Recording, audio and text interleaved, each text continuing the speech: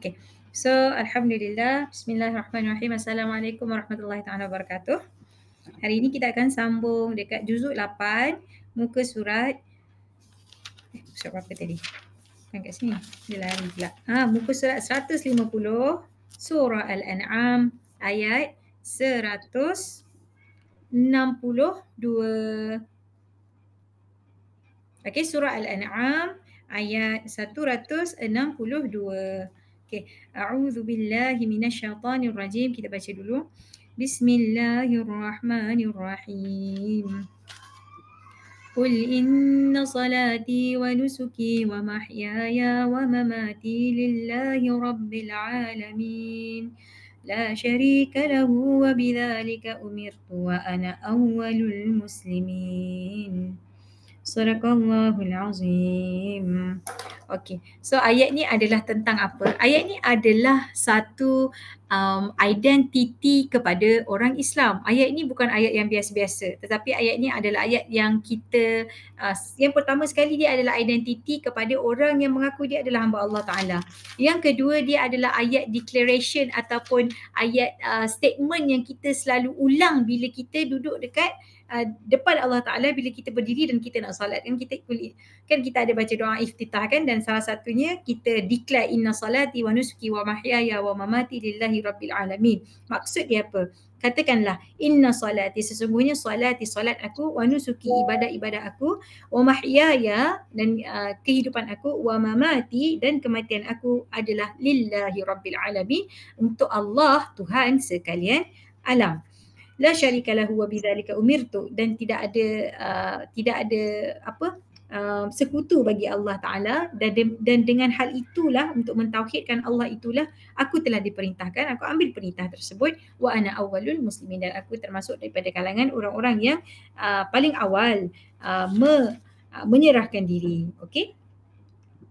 Jadi dekat sini kita boleh tengok ayat ni ini bukan ayat yang biasa-biasa. Okey, ayat ni dia sangat-sangat powerful. Kita tak boleh datangi ayat ni dalam keadaan biasa. Kita kena datangi ayat ni sebagai kita punya life purpose, sebagai kita punya mission statement, sebagai satu ayat yang menceritakan siapa diri kita, apa identiti kita. Kita adalah seorang Muslim. Jadi Muslim itu bagaimana sikapnya? Kat sini kita nak tengok Muslim itu adalah orang yang inna salati, orang yang beribadah pada Allah Ta'ala, dia melakukan solatnya, tapi bukan sekadar solat sahaja, dia solat dan dia melakukan segala aktiviti-aktiviti ibadah yang lain, termasuklah ibadah umum dan juga ibadah khusus. Okey, termasuklah puasa, zakat, bersedekah, beribadah, bekerja dan sebagainya. Okey, dia masukkan semua benda tu sebagai satu perkara yang penting, yang menjadi purpose yang dibuat kerana Allah Taala semata-mata.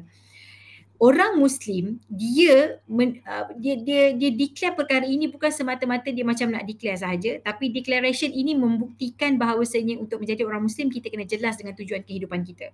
So tadi kita dah jelas dengan identiti kita, inna salati wa nusuki wa mahyaya wa mamati. Ini adalah apa? Wa mahyaya wa mamati lillahi rabbil alamin. Ini adalah tujuan kehidupan kita. Tujuan kehidupan kita adalah menjalani kehidupan kita dan kematian kita semata-mata untuk kita persembahkan kepada Allah Ta'ala. Jadi dekat sini kita dapat faham daripada ayat ni, pertemuan kita dengan Allah Ta'ala adalah satu big event yang kita perlu nantikan, yang perlu kita rasa excited dalam kehidupan kita, yang kita perlu merancang dengan sesungguh-sungguhnya. Macam mana orang bila dia berkahwin, dia akan rancang everything setahun sebelum.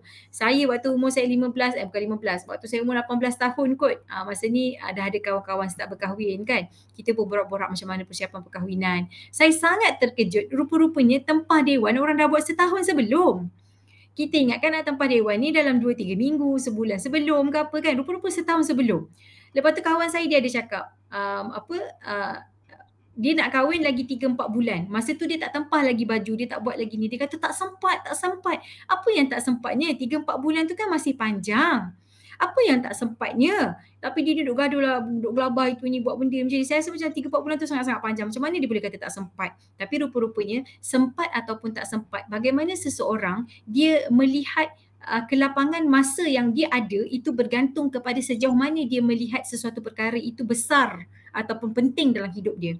Maksudnya, orang yang dia menganggap perkahwinan dia itu sebagai satu perkara yang sangat-sangat besar, 4 bulan tak cukup. 5 bulan tak cukup, 6 bulan tak cukup. Sebab dia anggap benda tu terlalu besar. Bila kita anggap sesuatu event tu terlalu besar, kita akan sangat appreciate dan kita akan sangat memerlukan masa yang panjang untuk berhadapan dengan event tersebut.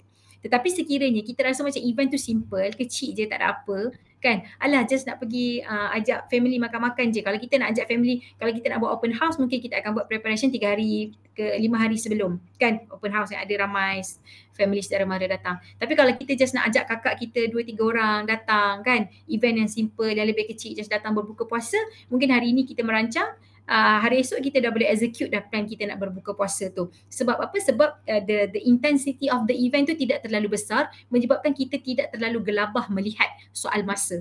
Tetapi bila kita rasa macam satu perkara tu sangat besar, intensity kita akan jadi magnify lah, rasa macam wish, ini adalah perkara yang sangat-sangat serius.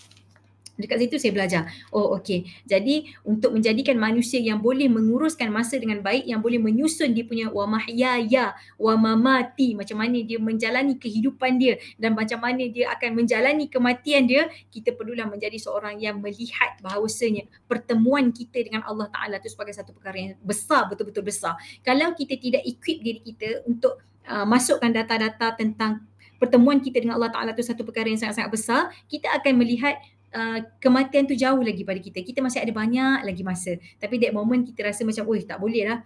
Ini adalah satu big event. 10 tahun. Kalau Allah bagi aku 10 tahun untuk aku hidup pun aku rasa macam masih tak sempat. Masih banyak benda lagi aku nak kena buat. So apa yang kita akan, bagaimana kita akan menjalani kehidupan ini, kita akan jadi manusia yang fastabiqul khairat.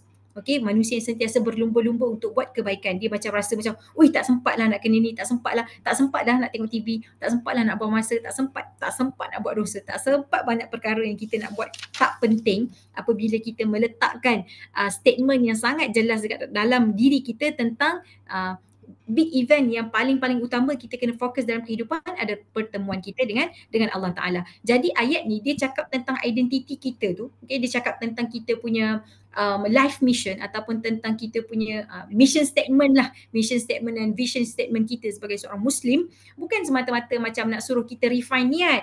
Oh puan-puan, kita ni kena niat semua benda kerana Allah Ta'ala puan-puan, sebab kalau tak niat kerana Allah Ta'ala nanti sia-sia kehidupan kita. Tak, dia far beyond refine kita punya niat, bukan sekadar itu, tetapi adalah bagaimana kita nak hijack kita punya kepala otak ni untuk tengok bahawasanya, oh pertemuan aku dengan Allah Ta'ala is a very very big event yang aku kena fokus dan aku ada 4 job scope yang aku nak kena penuhi. Job scope yang pertama, solati. Solat aku mesti cantik. Cantik yang macam mana? Cantik yang betul-betul menghubungkan aku dengan Allah Ta'ala. Bukan solat yang sekadar buat aku angkat takbir solat sahaja. Solat yang sekadar solat, dia tidak amplify kita punya mission ini tadi. Tetapi solat yang dipercantikkan. Solat yang dipercantikkan, dia akan jadi apa? Dia akan masuk dekat dalam kita punya nervous system. Dia akan jadi satu perkara yang akan mengubah diri kita. Maka terjadilah inna solata tanha 'anil fahsya'i wal munkar. Kita akan dapat melahirkan solat dengan kualiti-kualiti yang boleh menyelamatkan kita daripada perkara yang Allah tak suka dan mendekatkan kita kepada perkara yang Allah suka. So that is solati bagi orang yang dia jelas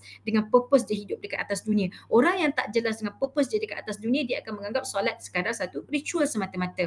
Okay, jadi dekat ayat ni dia emphasize, dia nak membentuk karakter tu pada diri kita. Yang seterusnya nusuki. Nusuki ni apa? Ibadah. Ibadah haji kita, ibadah sedekah kita, zakat kita, segala-gala ibadah kita termasuk dekat dalam kategori inilah rituals lah.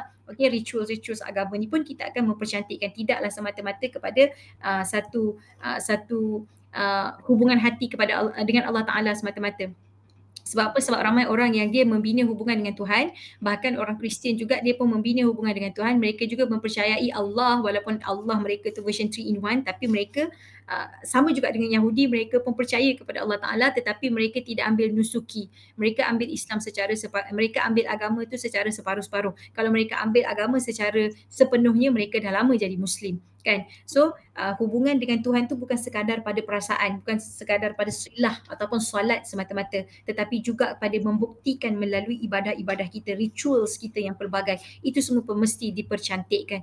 Wa mahyaya wa mamati. Bagaimana kita menjalani kehidupan adalah bagaimana kita akan menjalani kematian kita. Orang yang dia betul-betul pasak, dia betul-betul faham, dia betul blend in, dia betul-betul integrate dengan surah Al-An'am ayat 192 ni, nanti dia akan lihat bagaimana ayat ini akan mengubah cara dia, sisi pandang dia, meneruskan kehidupan dia dan bagaimana dia merancang kematian dia. So dekat dalam kehidupan, dekat dalam ayat ni Allah bagi tahu dekat kita, jadi seorang muslim yang istiqamah. Nak jadi muslim, identiti kita, kita tak boleh jadi orang yang orang yang terpengaruh dengan dua. You must be someone yang unshakable.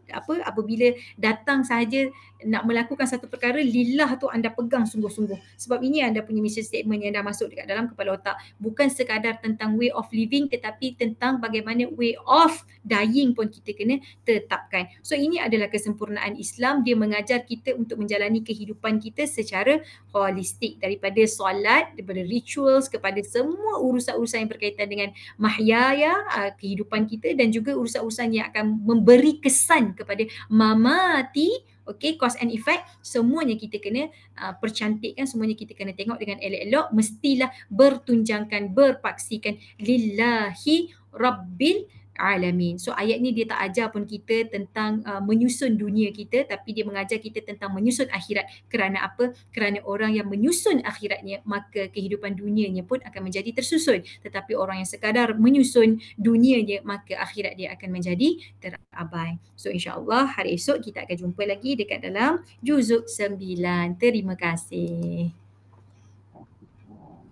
Okay, terima kasih banyak Ustazah. Wah. Padat, Masya Allah. Okay. Sangat-sangat memberi motivasi untuk kita menyusun hidup kita dengan lebih baik untuk akhirat yang lebih baik juga lah, insyaAllah. Okay. So, terima kasih Ustazah. Kita jumpa lagi esok. Jumpa lain, semua yang lain esok insyaAllah. Assalamualaikum. Waalaikumsalam warahmatullahi Terima kasih Ustazah. Assalamualaikum. wabarakatuh.